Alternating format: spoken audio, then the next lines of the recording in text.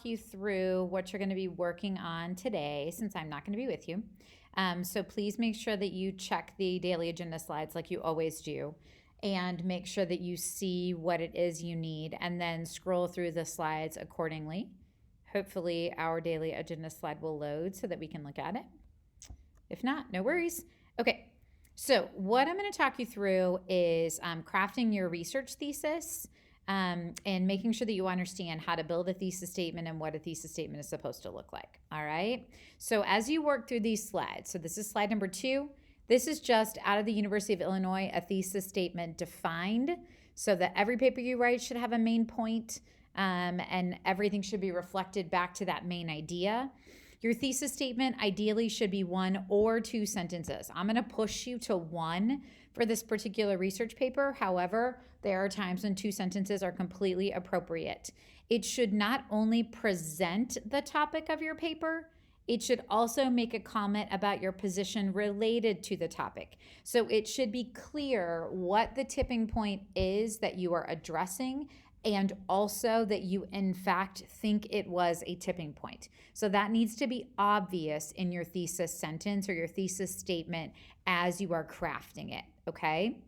If you look at slide number 3, the way that I'm going to have you build your thesis statement for this particular paper includes these 3 color-coded parts, okay?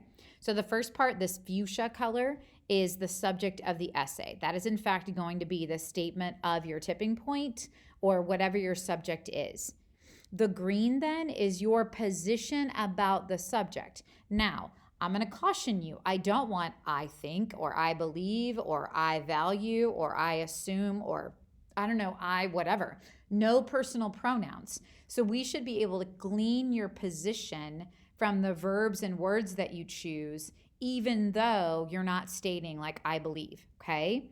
And then the purple is an essay map. So sometimes this can feel a little bit clunky if you're not careful when you just like list it out. However, if you do the purple well, it helps lead people into your paper in sophisticated ways, okay? So here are a couple of examples of thesis statements that have been written in the past.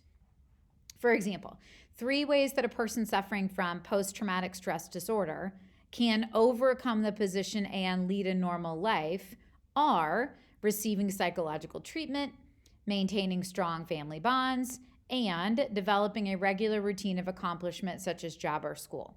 So this is the pink, the fuchsia. The subject is PTSD. What does the student think about the subject? Can overcome the condition and lead a normal life, whatever that means. And then purple, the receiving psychological treatment, maintaining family bonds, developing a routine, right? So all 3 of these components are easily identifiable in this thesis statement. Now, this is not a tipping point thesis statement. So understand that when you're looking at it, it's just an example. However, it's a pretty solid example, okay? Another thesis statement. At the turn of the 20th century in the United States, women were held back by the traditional gender roles of a patriarchal society. So that is definitely green. That is the student's position.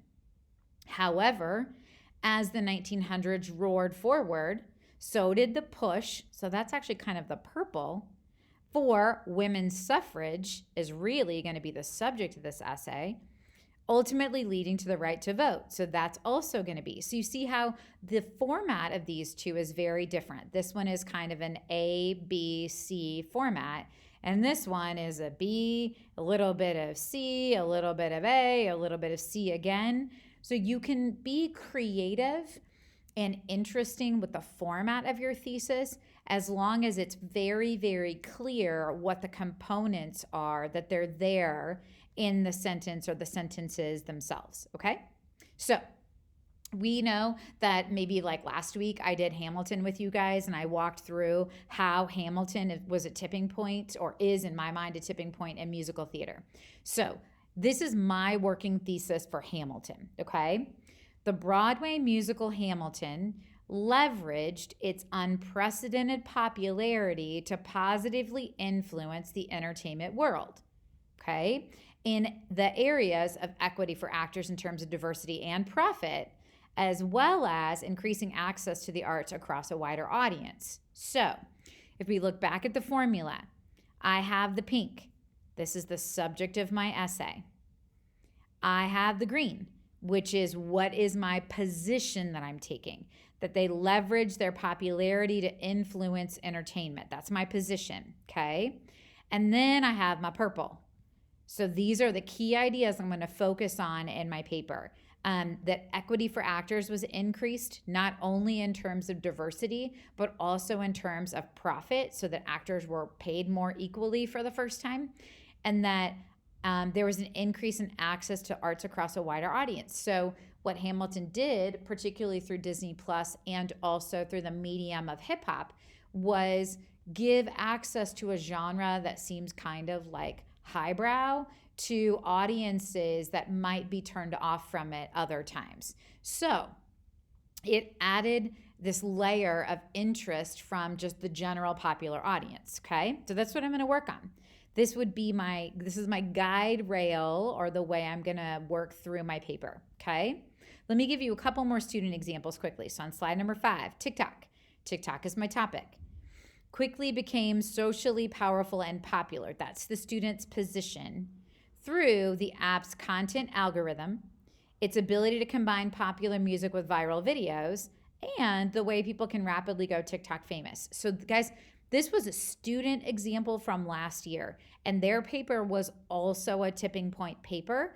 And this is how the student crafted their thesis statement, their thesis statement to include all the components, okay? And then another example quickly, the rise of rock and roll. So that's that pink or red. Forever changed American music and culture. That would have been the student's green, all right? So I don't know, just because it's gonna kind of drive me crazy, we're gonna make that green. And then the purple, what are the key points that they're gonna make? By destigmatizing Black artists, gaining popularity in the suburbs, and creating a rebellious culture. So this kid, and I remember this student, he wrote about really cool aspects of rock and roll and how rock and roll really sort of changed American music and culture. So this is what the kid thought about rock, like that it forever changed American music. That's the tip, right? And then these were the key concepts that the student focused on in the paper, okay? Now, here is your task. You have 2 tasks that you're going to work on today. The first one is this.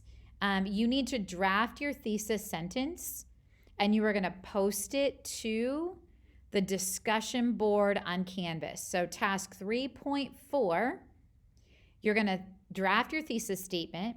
You're going to color code it with color from the slides and add it to this discussion board.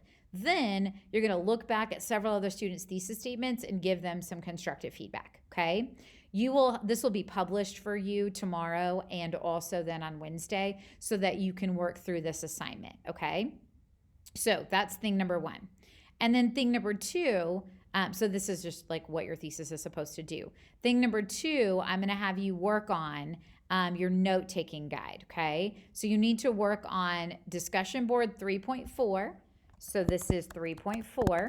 And then you need to submit your note-taking guide. Your note-taking guide, just check the due date and deadline to make sure that you're going to meet it. Now, let's say that you are just killing it and you're working way far ahead and things are going really well for you.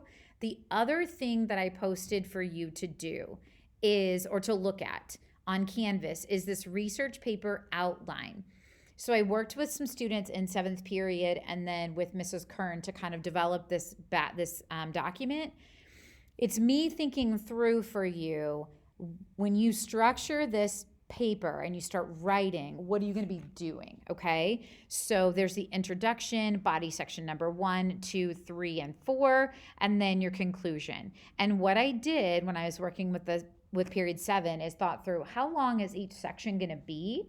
So that as you start to draft this paper, you're thinking in terms of how much do you have to add for each section, okay? So let's say that you are just rocking and rolling and that you have your note-taking guide turned in. That's amazing.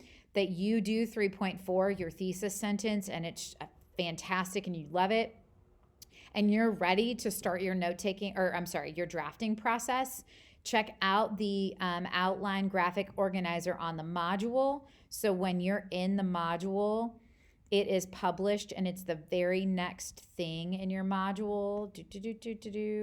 Why do I have all? Oh, here we go. It is paper outline template, graphic organizer, and sample. So there are so many things here that you can look at that are going to help you organize this paper. So the paper outline is right here. If that though, you're like, oh, that's not really helping me. There's this graphic organizer also that has boxes, and there are some samples for that as well. So again, if you're working way ahead, you're welcome to look at that stuff. Otherwise, 3.3 and 3.4 are the work that you need to do for today, okay? Let me know if you have any questions via email, guys. I plan on seeing you on Thursday. Thanks, bye.